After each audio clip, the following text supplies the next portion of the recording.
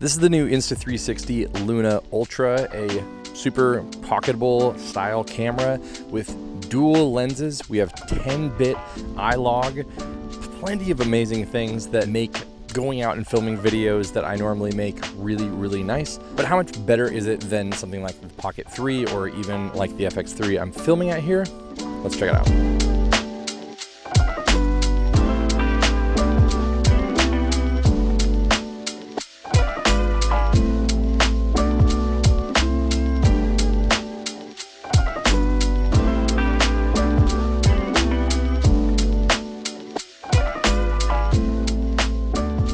So right off the bat, for disclosures, Insta360 sent me this camera before it came out.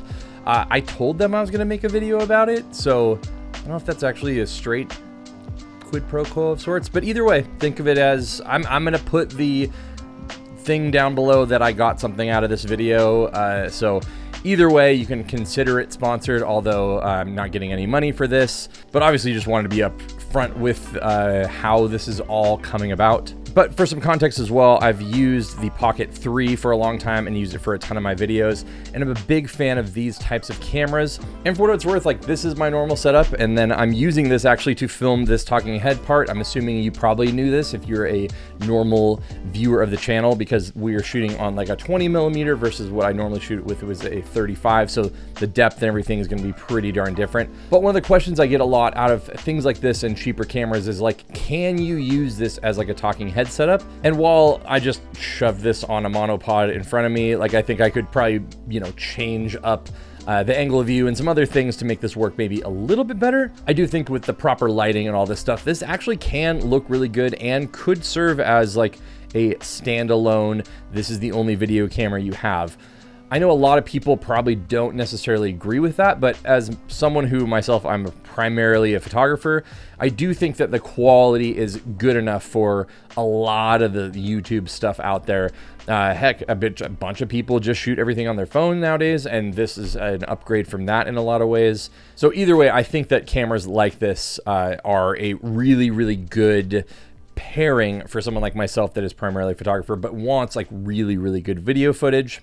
And while I love things like my Sony FX3, I don't always want to be carrying around like a full cinema camera, if that makes sense. So being able to put something like this in my pocket makes the whole experience quite a bit better. And it's just so much easier to bring something around. There's a lot of times where I will go out and do a bunch of samples, but I won't film that portion because I'm out with my family or something.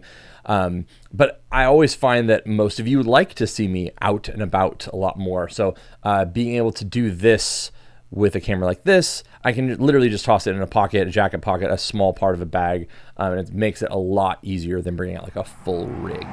So a big feature of this camera is the detachable screen.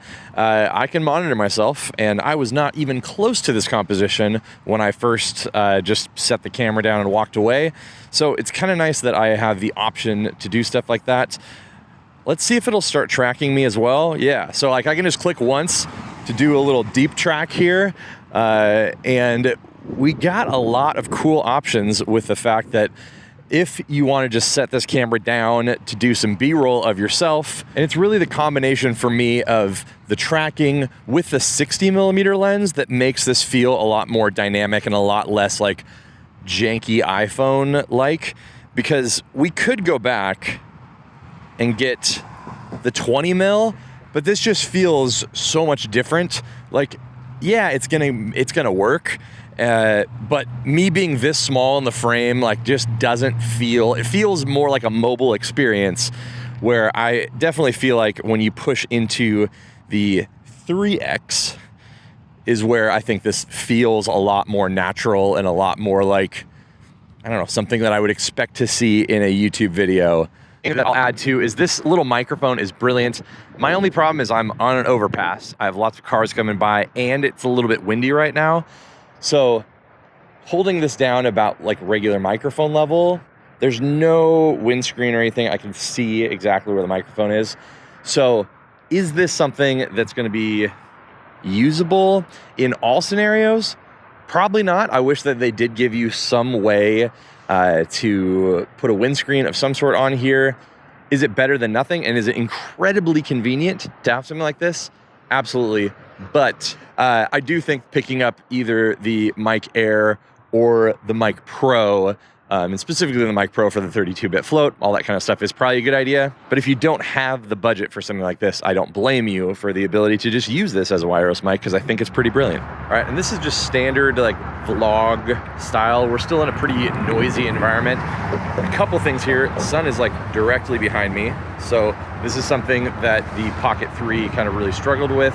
And also this is the internal microphone, so I'm not mic'd up at all. So if this sounds awful, that's why. So let's do a quick kind of like in and out test of how well this works between being in like pretty deep shade, and then we will cross right here into the sun and see how that all looks. Yeah, because now we're in like pretty heavy backlight, and we'll turn and be in just direct sunlight. Now, I think one of the slightly underrated things about these is that I can just stick this on something that's not even close to level, and because it has a gimbal on there, it can level itself. And this just has these little tripod feet. So yeah, just there's a lot less of an opportunity, or a need for me at least, to bring like a tripod everywhere, because I can just set this down on something, move it around, and get moving. Now, one of the things I'll add that makes this a little bit more difficult is there is no log like correction in here. So I can only look at the log preview, which obviously looks really flat, and it helps me to figure out like if I'm blowing out my highlights and stuff, but it doesn't give me a good idea of what the final bit will be. So it's definitely one of the things I'm hoping they will add in firmware, is just like a color like correction slash like Rec 709 conversion thing, at least for the preview on here.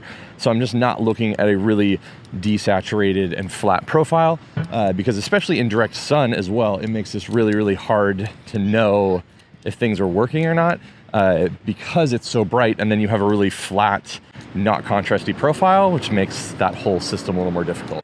As far as experience goes, this thing's great, and I think that even just looking at the back of this screen versus something like the Pocket 3, it's pretty obvious that this is doing a pretty good job of looking a lot better than something like the Pocket 3 and the D-Log M.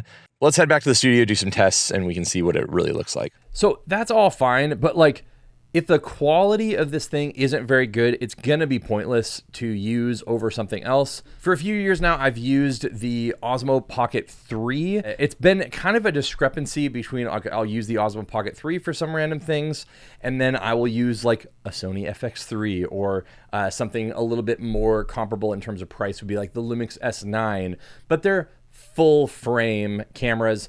These cameras have like 1-inch sensors.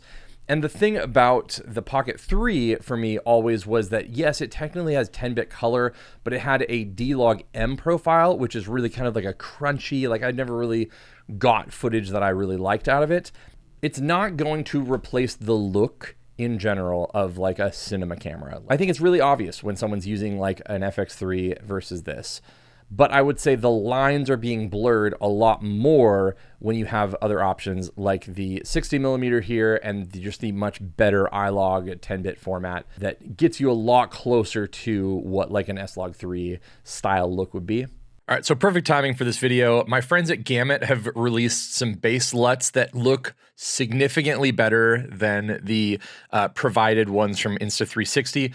The ones we went just through right there, and the ones that I had been editing with, make the footage look a lot more like an iPhone, and then the new base LUTs from Gamut make this look a lot more like real camera footage. So when I use the Gamut LUTs for the FX3 and then now the Luna Ultra, they look so much more similar than the provided LUTs from Sony and then from Insta360. So Gamut is the company that I sell my own LUTs from, so you can check out my LUTs to put on top of the base LUTs that look really good. But this video is actually pretty much done, and then they sent me these LUTs, and I was like, oh shoot, now I actually have to talk about this. But it legitimately makes it look a lot less mobile and something a lot more akin to, you know, S-Log3 or something like that. And the biggest thing, honestly, for me in my use case is going to be the fact that this 3x lens gives you a little bit more compression at like that 60mm focal length, and it also allows you to focus down really, really close. So a lot of times I'm going out and making videos about different camera gear, and this is usually where I have to bring another camera of sorts to make this kind of stuff happen. But first of all, we have like this deep track technology that allows you to track objects, subjects, whatever. We also have 4K 120, which is what I use to film all the B-roll of my stuff anyway. We also get that 4K 120 in a log profile, so it looks good. And obviously we have the gimbal to keep things a little bit more steady. But if I was making a video about this Leica 28mm Summicron lens, I feel like some of this footage would probably be pretty usable. So let's also address one of the things that I think a lot of people have talked about. I've seen in some comments and stuff, the fact that this says Leica on the front of it.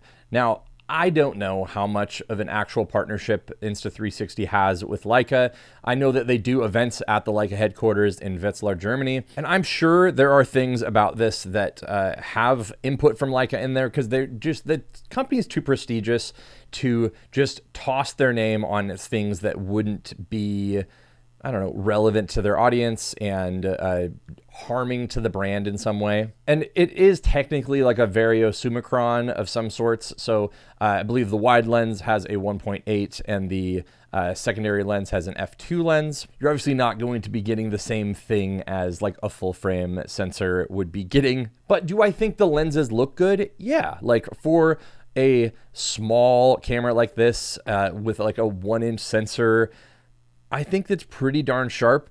And the real stress test with these things is going to always be the 3x when you're getting at like close focus.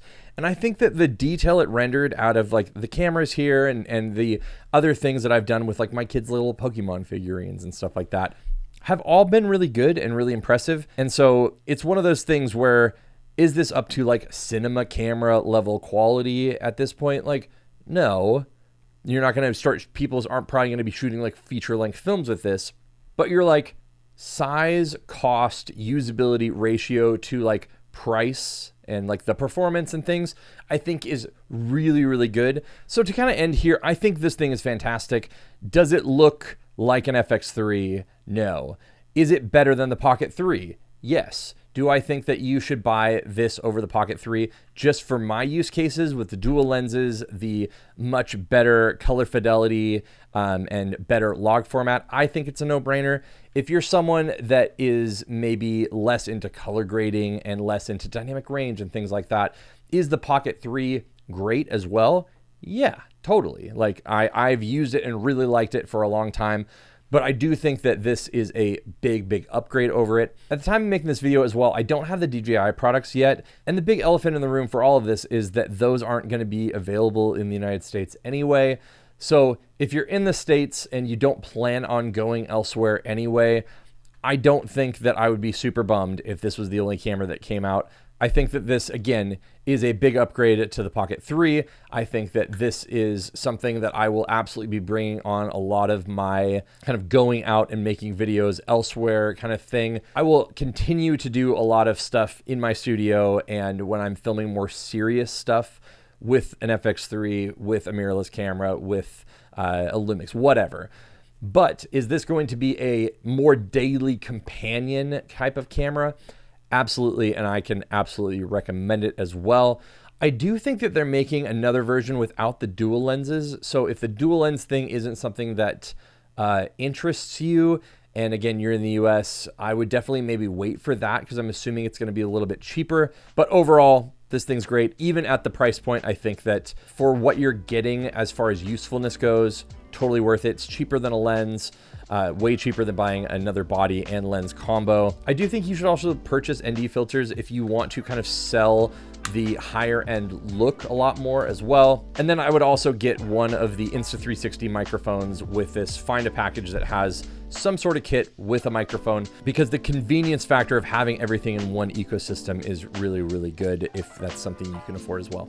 So thanks so much for watching. I'll be putting links to all this stuff in the description down below. Thanks to Insta360 for sending this out. If you want to see more of my videos, you can check one up here that YouTube thinks you should watch, and I'll see you in one of those.